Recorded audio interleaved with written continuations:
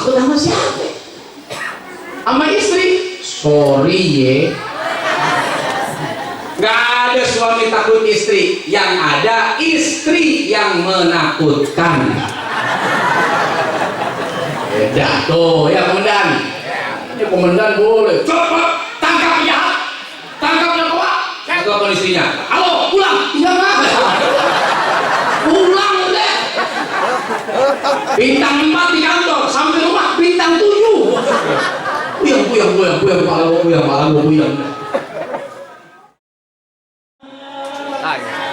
Kurang kompak semuanya.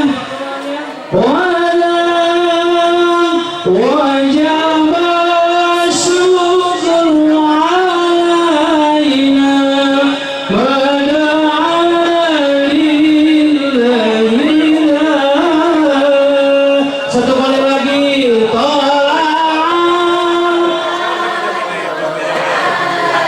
kurang kencang suaranya.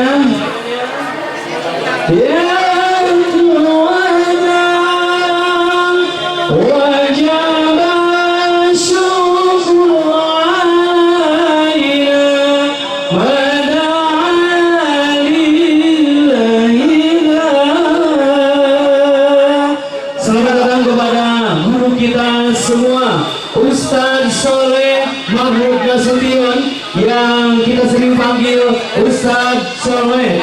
Kepada seluruh jamaah dimohon untuk duduk kembali. Sekali lagi kepada seluruh jamaah, saya mohon untuk duduk kembali seperti semula. Tenang, Ustadz Soleh sudah hadir di hadapan kita semua. Sebentar lagi akan tampil, akan memberikan ilmu kepada kita semua. Dimohon kepada ibu-ibu yang ada di masjid juga. Assalamualaikum warahmatullahi wabarakatuh.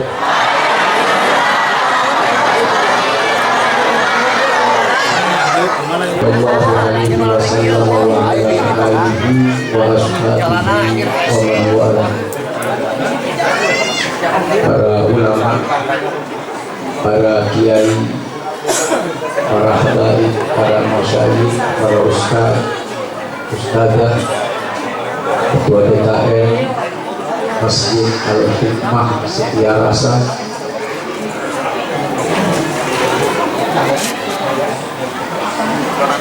guru-guru kita yang dengan wasilah beliau sahabat saya, guru saya, Haji Yuyu Sabuddin SHI,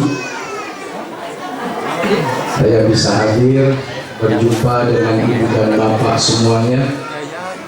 Mudah-mudahan beliau sehat, berkah, panjang umur, mulia dunia akhirat, amin. Ustaz NU juga hadir di tengah-tengah kita. Pak Dewan yang juga sekaligus calon mana tuh?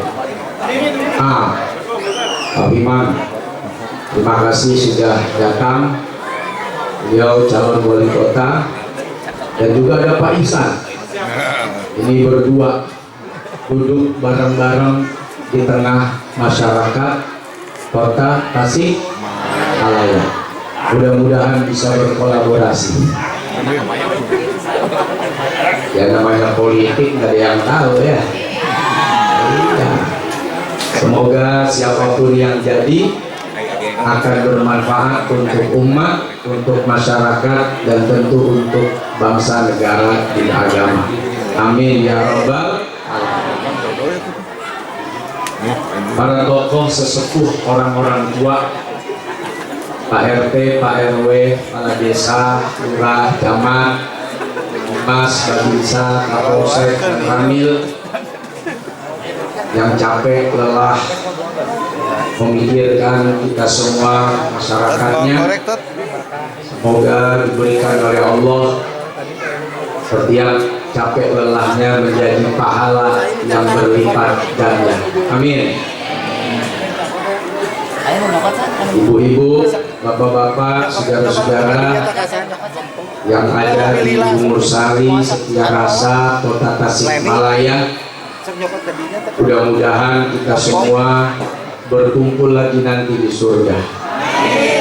Amin ya robbal. Hari ini pelantikan pengurus DKM Al-Hikmah santunan Tabligh Akbar. Berharap Masjid Al-Hikmah ini bukan hanya menjadi sekedar tempat ibadah rutin, sholat, ngaji, tapi juga menjadi ajang silaturahim, menjadi tempat kita memajukan ekonomi, dan mudah-mudahan masjid ini menjadi benteng akhlak, akidah, ilmu untuk masyarakat yang ada di sini. Amin ya robbal. Bapak Ibu hadirin hadirat, anak-anak muda, adik-adik yang saya cintai dan dirahmati Allah Subhanahu wa taala. 2019 saya berangkat haji.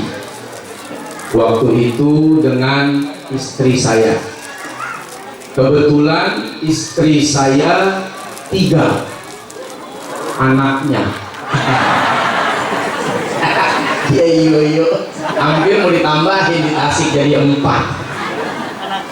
Anaknya yang 3, Sultan, Akil, Mahir. Mana yang mau jadi anak angkat?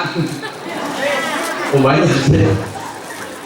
Waktu itu saya berjumpa dengan istri di Mekah dengan almarhum wal maghfurlah Mbah Kiai Haji Maimun Zubair, seorang ulama karismatik, tokoh bangsa, tokoh umat. Kalau di Indonesia tidak gampang jumpa dengan beliau karena kesibukannya. Tapi dengan izin Allah saat hajian saya dan istri mendapat undangan berjumpa dengan beliau, langsung masuk ke dalam kamar di mana beliau tinggal saat itu. Ada satu pesan diantaranya yang luar biasa. Kata beliau, Ustaz, bisa saja seseorang itu masuk ke dalam surga karena amalan yang kecil. Bisa saja orang itu masuk ke dalam surga karena menolong semut yang ada di dalam toples gula. Ibu punya toples? Ada gulanya? Pernah kemasukan semut? Diapain semutnya? Dimatiin, dipites, dipencet, diaduk, udah kayak naik roller coaster. Wah, aduk, ini ada bapaknya, emaknya, cucunya, engkongnya, suaminya, istrinya, satu keluarga dimatiin. Kadang disisain jandanya, Masya Allah.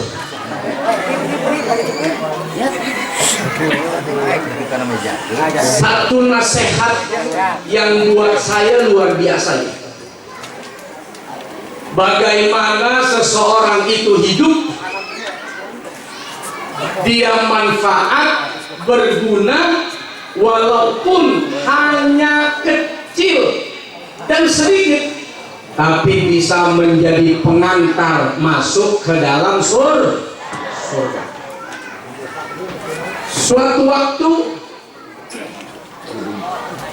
Nabi SAW bercerita, ada seseorang yang hidupnya bergelimang dosa, perempuan yang tiap hari melakukan dosa besar, PSK, naon di Tasik eta namina. Hah? Bondon. Namina bondonnya.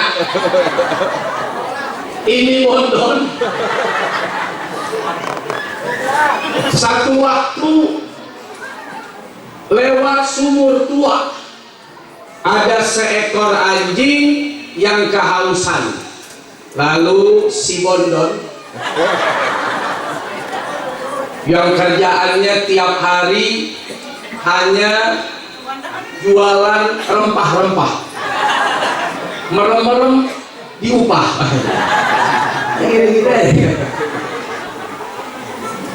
Dibuka selendangnya, dibuka sepatunya, dimasukkan ke dalam sumur, ditarik airnya, dikasih minum kepada anjing yang haus tadi.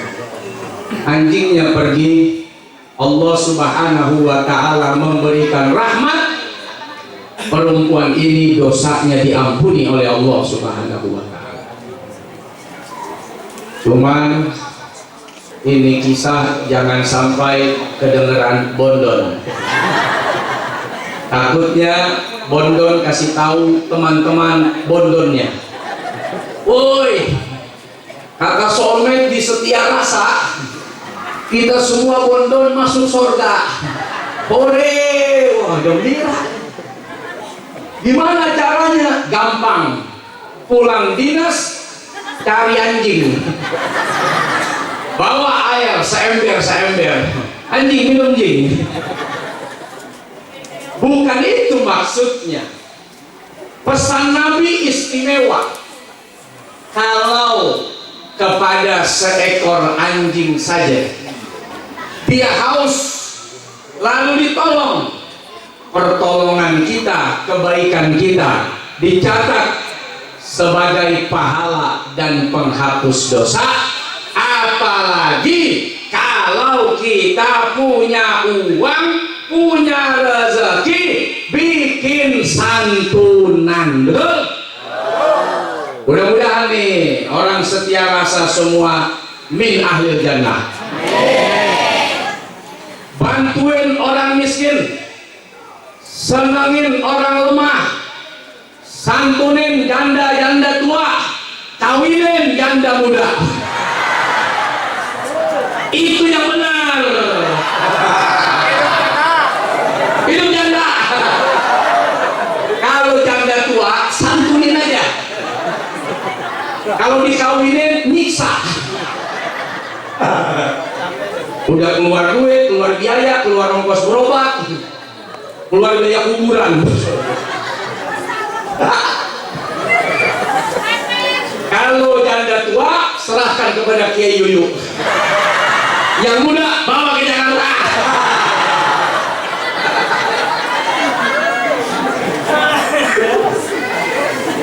Ini pesennya.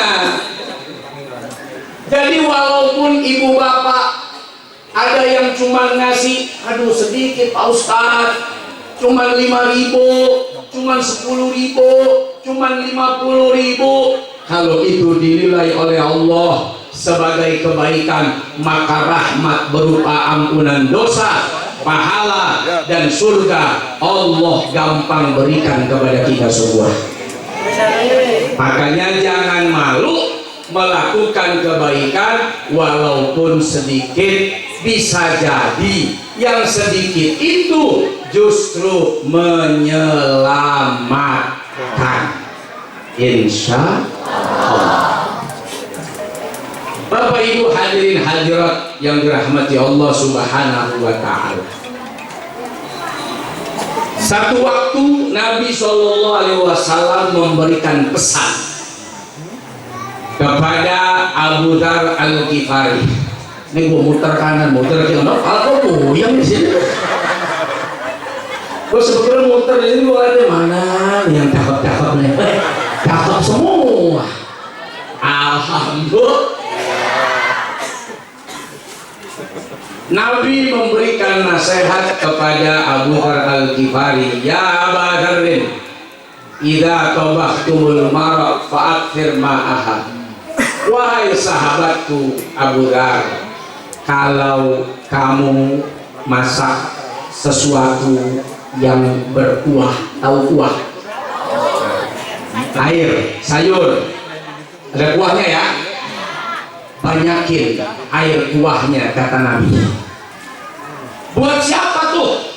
Tetangga, teman, kanan kiri depan belakang. Lebih baik kita bawain kuah ketimbang tidak membawakan sama sekali. Beli daging kambing seberapa? Sedikit Pak Ustaz, bikin kuahnya seember. Lu bagi-bagiin ke tetangga lu. Lagi kurang duit, tetangga dapat kuah rasa kambing. Enak juga nih kuahnya nih, ada rasa kambing-kambingnya. Tapi kalau duitnya banyak, kambing berkuah. Kambingnya banyak, kuahnya sedikit. Nabi bukan ngajarin kita pelit, tapi Nabi ngasih tahu kesempatan berbuat baik bukan hanya milik orang kaya, bukan hanya milik orang mampu, bukan hanya milik orang sukses. Sekalipun dia susah, dia bisa mengambil kesempatan, kebaikan dan manfaat. Alhamdulillah. Bu, punya suami? Suami ibu sayang kan? Betul? Suami itu udah dicek kodam suaminya. Masa suruh ngecek kodam lo? Aku bawa ke kodim lo. Ibu, ayah suamina. Suami ibu punya rasa sayang? Alhamdulillah. Suami itu harus punya rasa sayang, mau sedikit mau banyak harus punya rasa sayang. Saya kalau dapat duit, begitu saya mau kasih istri saya, muncul rasa sayang. Kok sayang ya? Begitu mau ngasih, kok sayang rasanya? Sayang dulu. Setia rasa. Rasa-rasanya setia nih.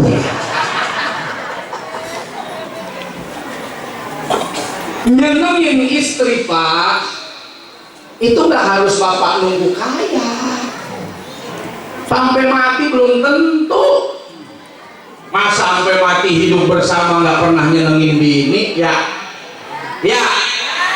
Istri itu jangankan dikasih duit, jangankan dikasih tas, jangankan dikasih baju, jangankan dikasih sendal, istri dikasih bohong aja seneng. Ya, gak percaya. Mau bukti gak? Besok malam Bapak ajak istri Bapak jalan-jalan, mampir ke taman, lihat Mama itu di langit ada bulan. Iya Papa, tapi bulan itu cahayanya terang, indah, masih kalah dengan wajah Mama. Apa kata ibu? Ih, Papa bohong. Bohong. Udah tahu suami lu bohong, lu gembira. Ya, bohong nggak suaminya? Seneng nggak dibohongin? Karenanya bapak, kalau ingin menyenangkan istri, sering-sering rayu. Sering-sering bohong, sering-sering merayu. Ya, walaupun rayuannya kalau jujur malah sakit hati. Ya Allah, muka mengkilap bener kayak cat mobil Kijang, udah hitam metalik lagi. Tapi kalau kulitmu eksotis, bak hajar aswad, walaupun hitam jadi rebutan, dan akulah yang beruntung dari sekian banyak mendapatkan kamu, wahai hajar aswad. Ya, begitu dong. Alhamdulillah. Walaupun cuman ngasih rayuan gombalan, Allah senang, Allah gembira melihat dua insan, suami istri, walaupun hanya memberikan tipuan lidah, tipuan kata dalam bentuk rayuan dan asmara. Alhamdulillah. Enak gak jadi umat Nabi Muhammad? Enak gak? Seneng gak? Kalau hal-hal kecil itu bisa dilakukan, bisa dijalankan, akan jadi kebiasaan, maka nanti saat kita sudah punya, sudah lebih, sudah ada, insya Allah nggak berat kita jadi orang manfaat bagi masyarakat, umat, bangsa, dan negara. Amin ya robbal. Itu pesan saya, bahwa santunan ini bukan cuma di bulan Muharram. Ini mah cuman momen. Ingat kayak alarm. Kan alarm kan nggak harus tiap jam nyala ya Bu ya. Alarm kan ada waktunya. Misal jam 3 pagi, misal jam 2 pagi. Mau ngapain Bu? Kencing ya Bu. Lah kencing di alarm nih. Biar Muharram 1446 adalah alarm umat. Masih banyak saudara kita yang sakit, yang butuh, yang lemah, yang perlu, sehingga kalau ada tiap hari nggak ada salahnya. Walau cuman sebulan sekali, insya Allah nggak akan jadi beban. Apalagi bisa setiap saat. Alhamdulillah. Makanya ibu bapak, saya belajar dari Kiai Yuyu. Kiai Yuyu ini beliau pebisnis prokoksin. Oh, saya belajar dari beliau. Kiai banyak merokok, tapi jarang kiai jualan rokok. Padahal rokok itu jadi sumber orang paling terkaya di Indonesia. Duitnya hampir 600 triliun. 1 triliun 1000 miliar. Nah lu pikirin dah, kalau 600 triliun beli sebelah, insya Allah mati berjamaah kita. Kelelap sebelah di Setia Rasa, dan tukang sebelahnya ikut meninggal juga. Nah, bikin sebelah 600 triliun gempor. Kebayang nggak kalau orang Islam banyak yang kaya, tetangga kaya, saudara kaya, teman-teman kaya, apa nggak gampang orang bangun pesantren, nggak gampang orang bangun masjid, apa nggak jadi mudah orang bikin sekolah, musola, majelis taklim. Dan ingat, Nabi kita Muhammad Sallallahu Alaihi Wasallam itu juga orang kaya. Nabi itu pebisnis, bisnis Nabi sukses. Nabi jualan, ikut dagang, titipan dari Sayyidatuna Khadijah, dari Mekah bawa barang Khadijah sampai di tempat negeri dagangan, yang lain pulang bawa duit, Nabi bawa dagangan. Hebat Nabi, visioner.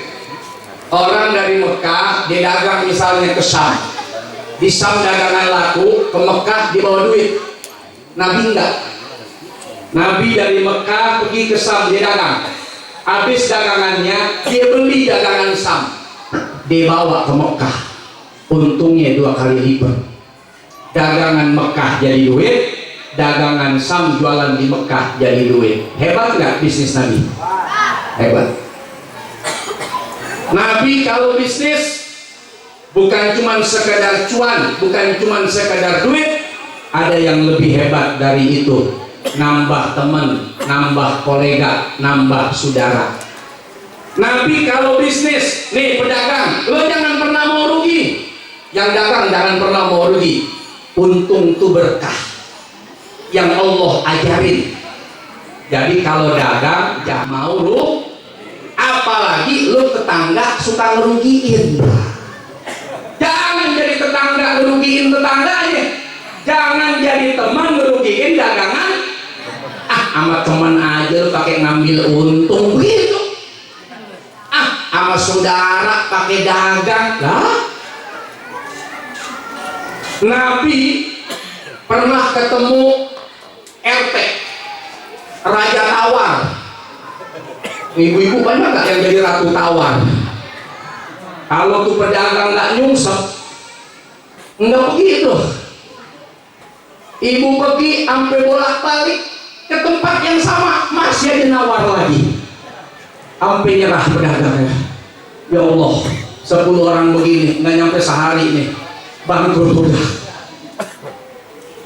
Ketemu Raja Tawar, sampai Nabi kasih tahu, modal saya segini, terserah mau lebihin berapa.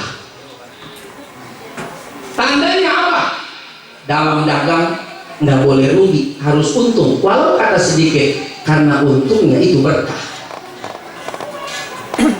Dihalalkan oleh Allah jual beli, diharamkan riba. Maka jangan sampai orang dagang pada rugi. Nagasaki, Hiroshima hancur di bom atom. Warung tetangga hancur di bom tetangganya. Ngebon lah, hancur itu dah. Punya duit lari ke tempat lain, punya uang pergi yang jauh, pas ngutang ke sebelah. Ya, pas ngutang baru ke warung si lele.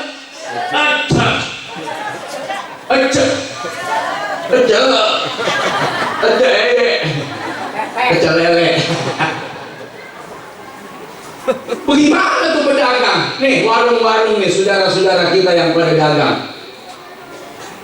Kalau kita nggak support, ada duit aja loh, modal pengen masuk ke tempat AC, dorong-dorong gerobak, cuma ngambil susu 1 doang. Udah bayar parkir, kena bensin, lo nggak tawar, happy aja.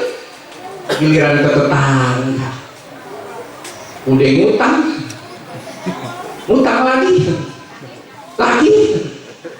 lagi, ya baru mau bayar, udah tutup si Ece, ya sampai bangkrut. Jangan. Saya belajar dari Kiai Yuyu, saya belajar dari Hadratus Syekh Kiai Haji Raden Abdul Malik. Ulama memang begitu, kiai memang harus begitu. Orang-orang barat yang gak demen Islam, yang bilang kiai ustadz gak boleh kaya, orientalis yang bilang begitu. Hebatnya dulu Sayyidina Abu Bakar, Umar, Utsman, Ali, bahkan Rasulullah Sallallahu Alaihi Wasallam, sampai kepada khalifah-khalifah di kemudian hari, termasuk Khalifah Umar bin Abdul Aziz, itu bisa melakukan ekspansi besar-besaran sampai ke Andalusia, Babilonia. Kalau nggak ada duit bagaimana tuh beli kudanya? Kalau nggak punya duit bagaimana tuh beli tombaknya? Kalau nggak punya duit bagaimana tuh beli armadanya? Kuda, baju perang, tombak, pedang. Emang boleh hasil meludah tuh? Jadi pedang. Keluarlah Sayyidina Utsman, Sayyidina Abu Bakar, keluarlah orang-orang yang luar biasa, memberikan harta kekayaannya. Abdurrahman ibn Auf diantaranya. Mau apa? Mau berapa? Nih, saya berikan. Mau berapa miliar? Berapa ratus miliar? Berapa triliun? Nih, saya kasih. Makanya alhamdulillah nih, saya punya rumah, setiap ada orang lewat depan rumah saya, itu saya kasih lewat. Apa yang ngasih duit? Ya kasih lewat lah. Kalau dia lewat, kasih duit, kasih lewat. Harus gitu.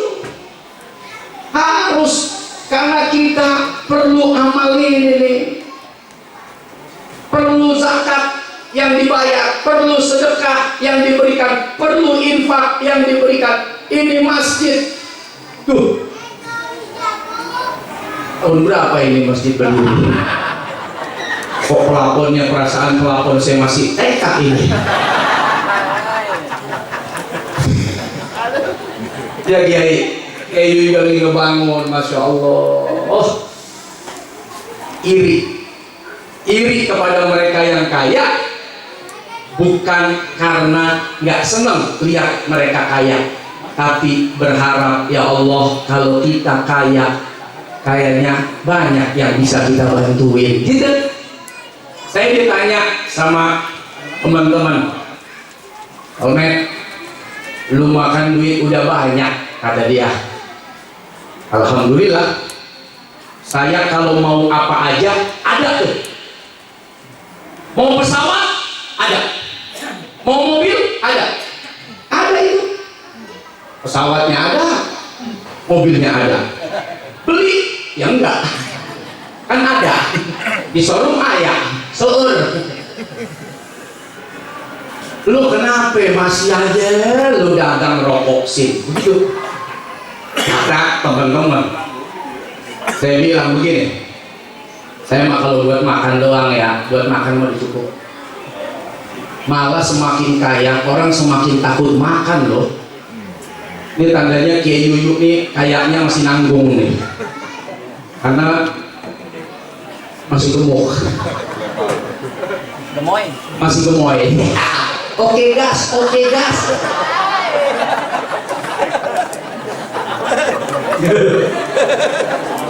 Yang bener aja. Lu dong. Oke gas. Jadi orang kaya malah sama makan sedikit. Makan daging dia takut. Makan ayam dia takut. Ya. Makan apa lagi? Ngeteh dia takut, ngopi dia takut, semuanya dia takut. Semua yang Allah siapin takut semua. Akhirnya kata Allah, kalau udah gak ada yang mau, pulang aja dah. Pulang itu orang kaya cepet-cepet. Yang ada gak dimakanin. Ibu kalau ngamuk, ini gak mau, pulang gak kira-kira? Ya pulang udah, gak ada dimakan. Makin kaya, makin takut. Duit banyak. Paling banyak orang makan sehari 3 kali. Tapi kalau nyari amal 1 triliun juga nggak cukup. 500 miliar juga kurang kalau amal. Mudah-mudahan keturunan kita besok duitnya pada banyak. Ibu sering gak sih ngedoain suaminya punya duit banyak? Saya curiga ini. Saya curiga nih istri-istri di sini nih nggak ngedoain lakinya nih banyak duit nih. Ya yakin saya. Ibu lebih seneng doa buat rudung, tas, baju, kulkas, teflon. Ibu doa dong, ya Allah, jadikan suami saya orang yang duitnya banyak, hartanya banyak. Enggak jadi dah. Dia mau miskin aja pengen kawin mulu. Apalagi duit banyak, diralat ya Allah. Ya doa diralat. Doa direvisi lo kayak undang-undang. Amandemen. Doain.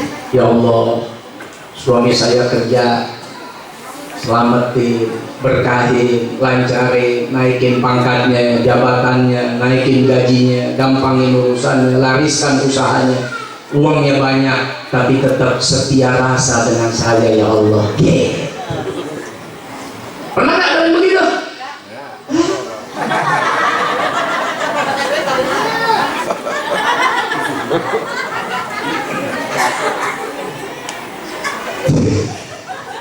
Bukan bener ya Bu ya? Kata si ibu, enggak, karena kalau banyak duit dia kawin lagi. Belum didoain udah suuzon aja. Saya pikir-pikir Saya kan banyak ketemu orang nih. Ini mungkin nih salah satu penyebab rada-rada kurang gampang gitu dapat duitnya. Bininya sih takut doa.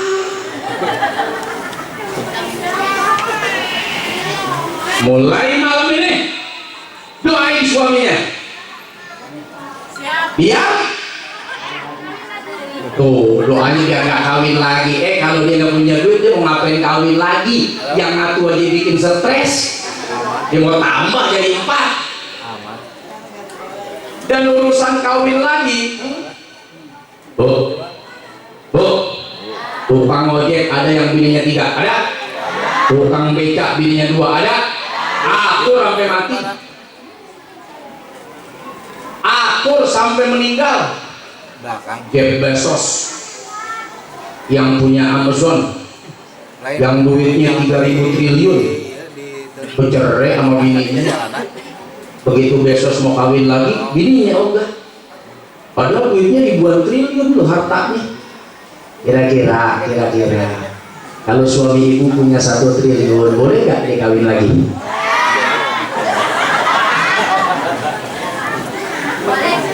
Boleh ya?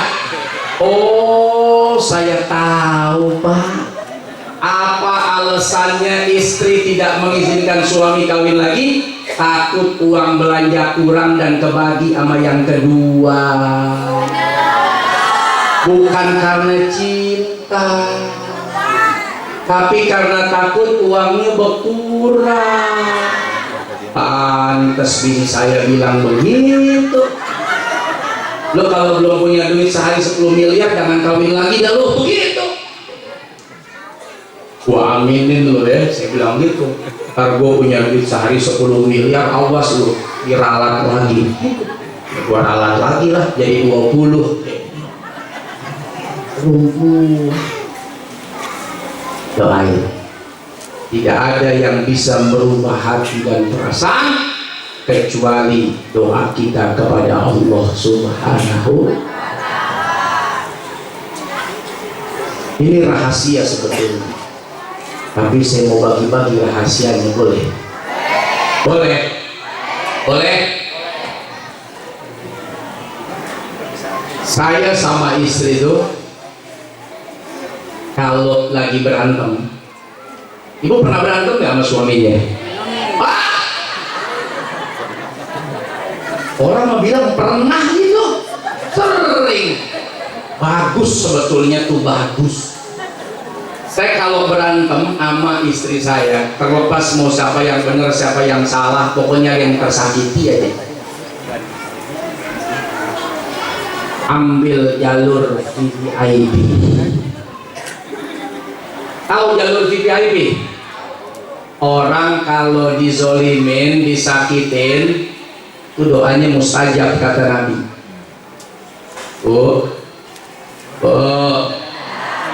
Ibu kalau disakitin sama laki, ibu doa apa nyumpah?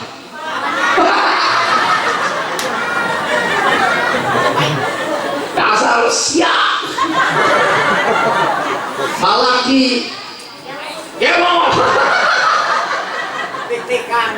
Wah, macam-macam. Wah, itu mustajab itu. Apa mati itu bahasa Tasiknya apa? Modal siap.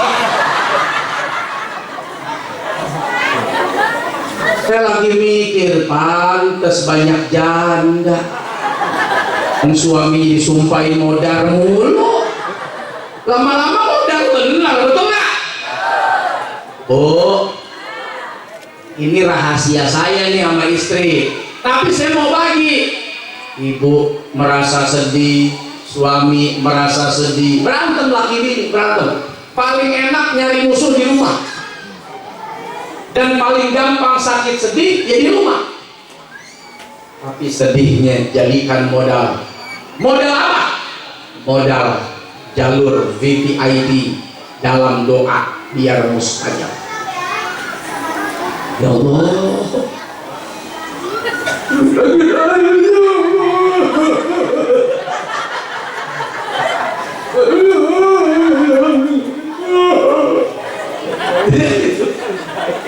Allah, suami saya nakal banget ya Allah. Saya diomel-omel gitu. Sayur asem, saya banyakin asemnya. Garamnya kurang, saya diomelin ya Allah. Sedih hati saya ya Allah. Banyakin suami saya, biar duitnya banyak, hartanya banyak, biar dia gak makan sayur asem lagi, biar makan rendang ya Allah. Bisa doa begitu? Agak. Amin gua doain. Makanya Nabi SAW bilang,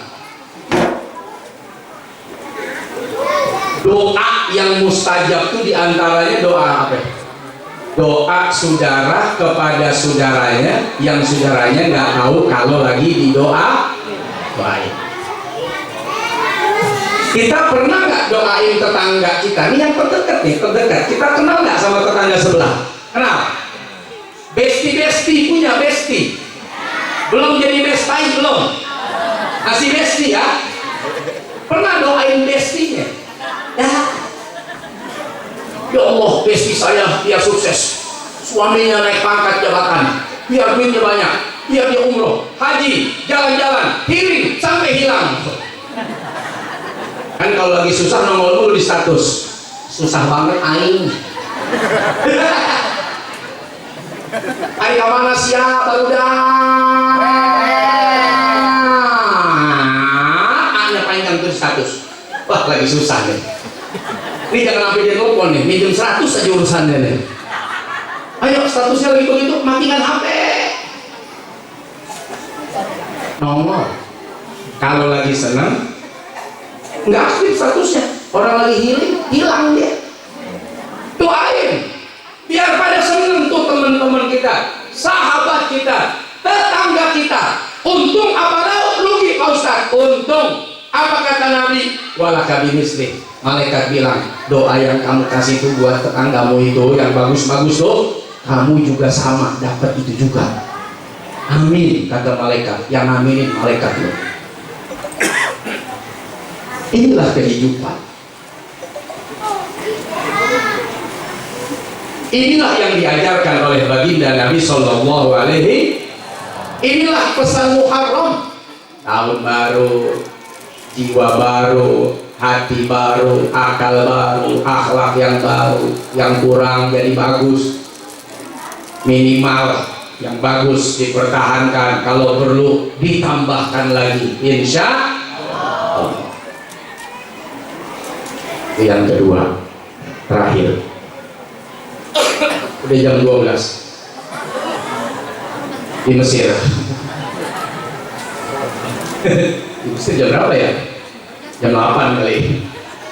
Jadi yang terakhir, Bu, kenapa tadi saya bilang ini hanya gong, santunan, alarm, pengingat tiap hari Pak, mesti apa? Oh. Ibu yakin nggak? Ini pertanyaan sebetulnya pertanyaan saya dan istri saya juga. Tapi saya mau tanya juga di ibu. Ibu yakin nggak kalau ibu sebagai istri meninggal duluan misalnya, ibu yakin nggak suami ibu masih doain ibu? Parah ya. Ini ibu-ibu membuli suaminya. Enggak. Emang kemana dia? Oh, nikah lagi. Sebelum meninggal jadi mau nikah lagi? Kamu udah meninggal ya? Oke gas. Kawin lagi. Saya juga sama. Dia bilang mau, saya bohong aja, nggak mau. Nggak, laki-laki nggak mau, bohong. Tanya wajah-wajahnya, ya mau beneran deh. Cuman malu, takut sama siapa? Sama istri. Sorry ye, nggak ada suami takut istri, yang ada istri yang menakutkan. Beda tuh ya komandan. Ini komandan boleh coba tangkap penjahat, telepon istrinya. Halo, pulang. Iya Mak. Pulang deh. Bintang 4 di kantor, sampai rumah bintang 7. Puyang, pala gua puyang.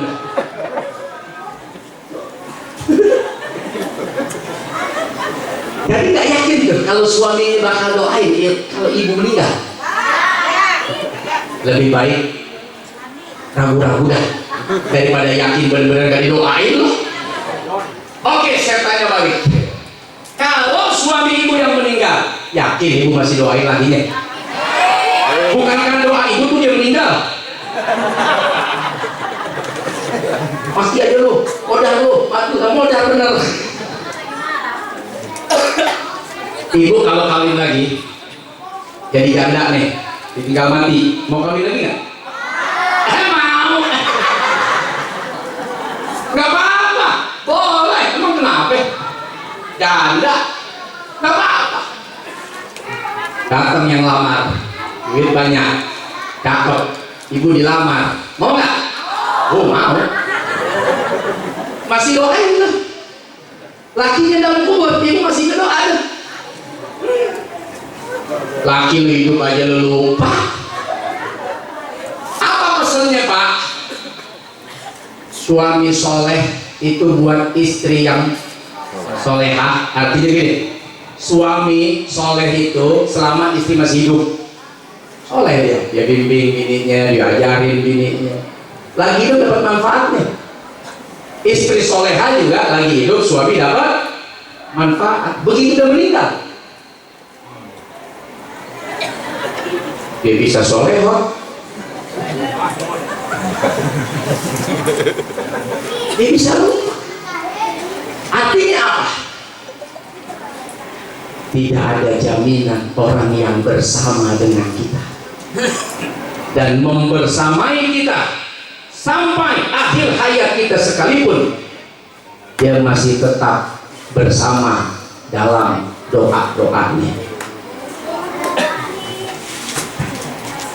Saya aja nggak percaya sama bini saya.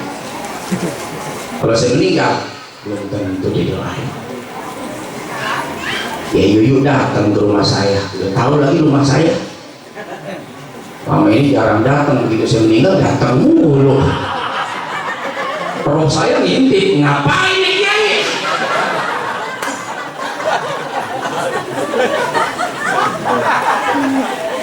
Buat colek tembus, buat keplak lewat.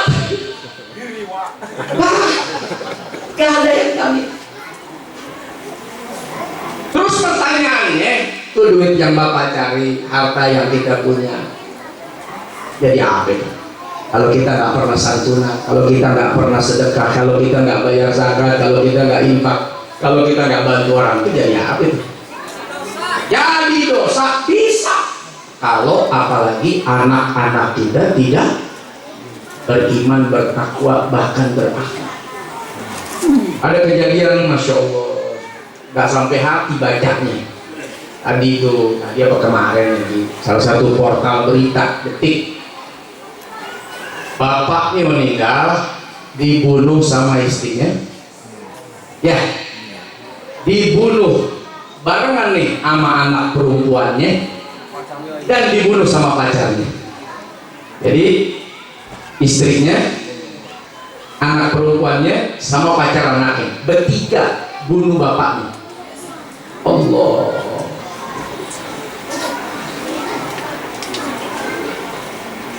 Sampai hatimu begitu tega. Ya, tega nggak tuh? Apa kolam megizel? Kamu kolam megizel. Bisa loh, anak perempuan. Jadi ketua bapaknya, dicekek sama bininya, dibantuin lagi sama pacarnya. Ya Allah ya Allah. Ngeri ya? Ngeri. Makanya bapak-bapak kalau tidur Pak pakai helm. Emang ngeri ya lah. Ketok. Kalau pakai helm kan aman. Di aspal aja jatuh aman ya komandan. Tapi ada helmnya. Serem. Wih, udah nggak tahu deh. Dulu mungkin nggak pernah terjadi yang begini-begini, tapi kok makin kesini makin kesana, makin jauh. Anak bunuh orang tua bunuh anak, kakek bunuh cucu, cucu bunuh kakek. Perkara apa? Perkara yang ya Allah, gara-gara nggak dikasih duit, top up. Ada anak-anak pada main top up. Oh, di Jawa Timur, Surabaya ada anak apa ya, 12 atau 13 tahun tuh, sekolah apa itu? SMP, SMA? SMP. Main FF. Mana anak FF di sini? Wih, ada Free Fire. Top up, bapaknya mau orang miskin kan, nggak punya duit.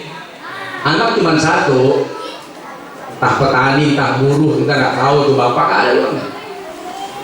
Dibakar tuh rumahnya sama anaknya. Gara-gara mau top up Free Fire, akhirnya di fire rumahnya. Gua fire aja sendiri. Dibakar. Baca berita. Ada lagi karena pinjol, jual apa? Judi online slot.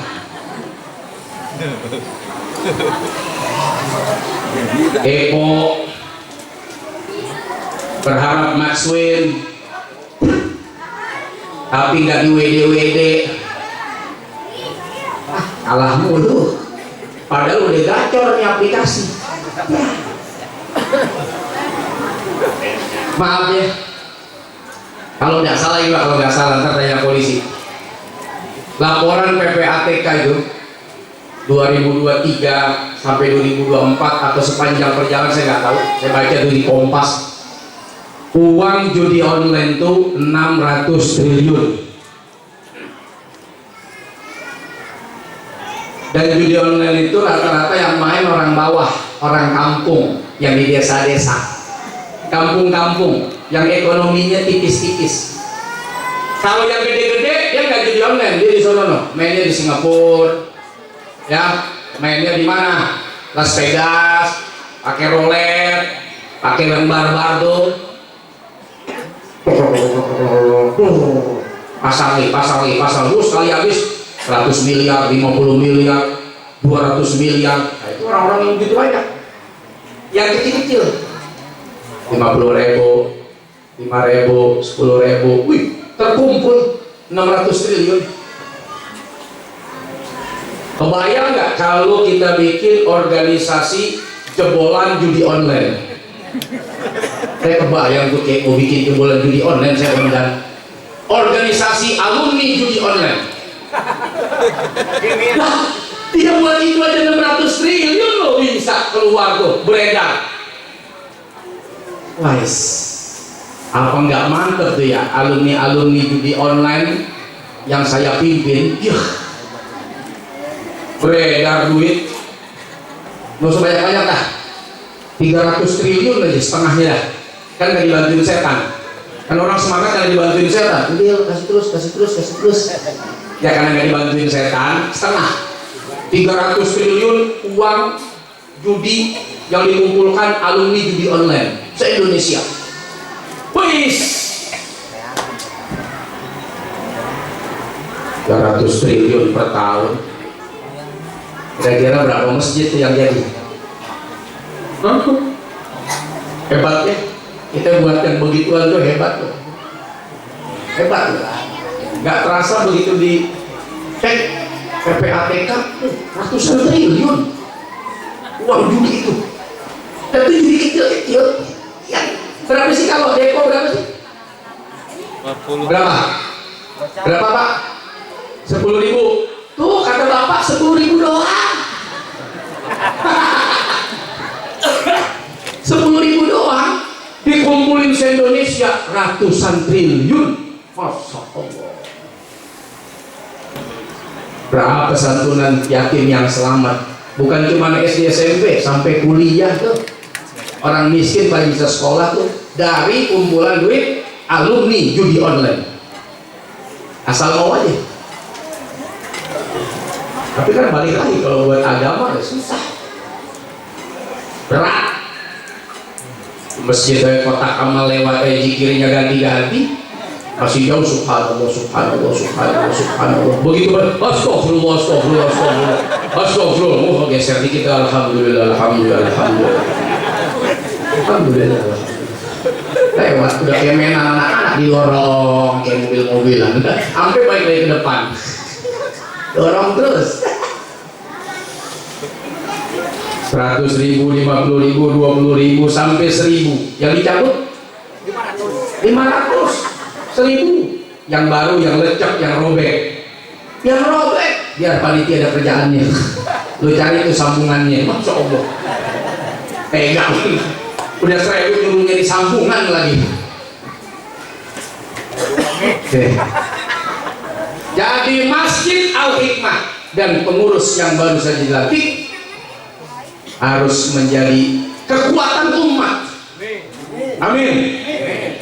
Harus menjadi magnet di tengah umat bahwa masjid bukan hanya urusan ibadah seperti sholat, ngaji, wirid di dalamnya, tapi dia menjadi pusat persaudaraan, silaturahim yang kita bisa bicara apa saja, baik ekonomi, hukum, sosial, bahkan juga mungkin berkumpul dengan para politisi bicara tentang bagaimana masjid ke depan, bagaimana pengurus masjid ke depan, bagaimana para ustadz ke depan, bagaimana kiai-kiai ke depan, bagaimana majelis taklim ke depan, bagaimana yang berbau-bau urusan agama menjadi gampang, mudah dan murah ke depannya.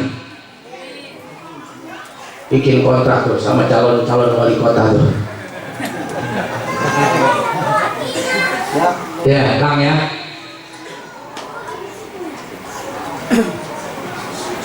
Wah, stop ya. Nah, segitu aja ya. Capek. Terus. Masih ada santunan ya, Kang ya? Hah? Tadi lu bilang masih ada santunan. Ya, belum santunan kan? Iya. Mana yang mau disantunin? Yatim, janda, nenek-nenek, jompo ada. Berapa semuanya? 32. Ah, ayo Ustaz sini. Iya, jangan sampai kemalaman. Kalau kemalaman duitnya lecek.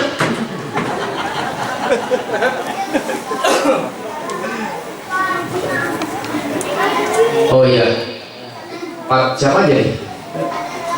Pak Puji, sorry ini anak ya. Puji, Hani, Zahra, Anggita, ini perwakilan.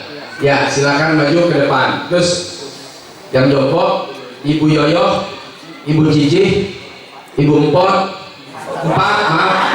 Lu tulisan lu kayak sih ah. Lu. Gua Empot. Bu Empat, Bu Deda. Oh, Mamah Dede kali nih. Adiknya Bu Deda. Ya, ini yang ibu-ibu tua kita. Terus yang laki nggak ada. Aki-aki lu nggak kasih. Pegang. Oh, adik gua hebat deh, orang tua laki apa tuh? Tuanya aja. Yo. Udah lah, nggak usah dikasih.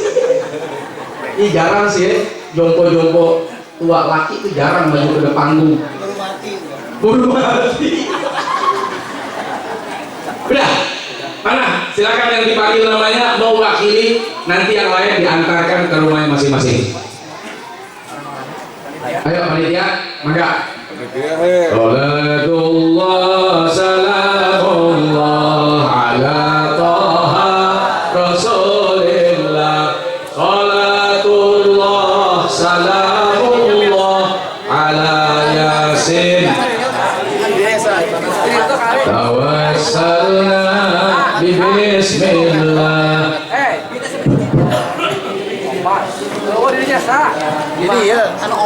Yang disebutkan namanya sekali lagi dari yatim piatu, Puji, Hani, Zahra, dan Anggita. Perwakilan dari Jompo, Ibu Yoyo, Ibu Cici, Ibu Pan, dan Ibu Reda dipersilakan untuk maju ke depan.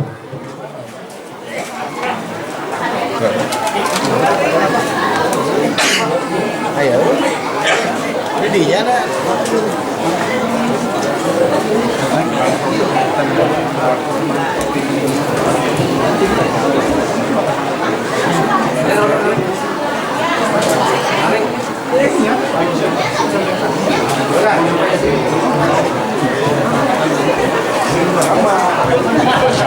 Nah, Ibu namanya siapa?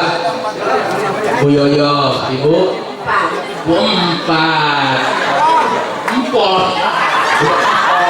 Ya, ini Ibu namanya Ibu Cici. Ibu? Oh, perwakilan Bu Deda. Baik, ini yang dari ibu-ibunya. Sekarang yang anak-anak. Sini adik-adik. Ini adik-adik bertiga tadi ya? Perwakilan. Namanya siapa, Dek? Nabila. Dahra. Raihan. Oke. Ya. Ustaz, ini langsung ada pengusaha dari Padang. Masya Allah. Udah. Mau langsung ngasih kepada Jompo dan yatim piatu. Ketua panitia mohon dibantu Pak Ustadz Badrul Zaman, Ketua DMI, disilakan. Di Pak Bima dan Pak Isan silakan. Sebagainya panitia mohon dibantu.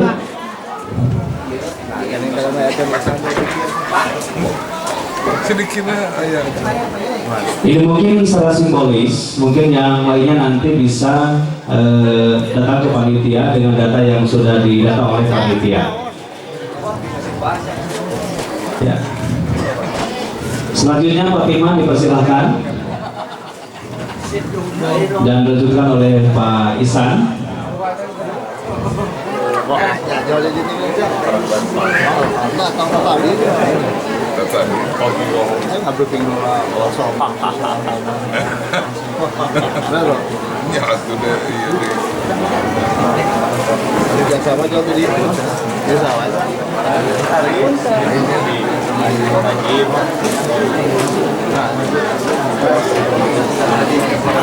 Selanjutnya dipersilakan, masih ada satu lagi untuk Pak Ustadz Yudu, Pak Haji Yudu, disilakan. Bapak Ibu para tamu undangan yang kami hormati, untuk selanjutnya supaya acara ini mendapatkan barokah dari Allah Subhanahu wa taala, kita tutup dengan bacaan doa yang akan dipimpin oleh guru kita semua, Ketua MUI Kecamatan Bogor Sari, kepada Kiai Haji Aban dengan segala hormat disilakan.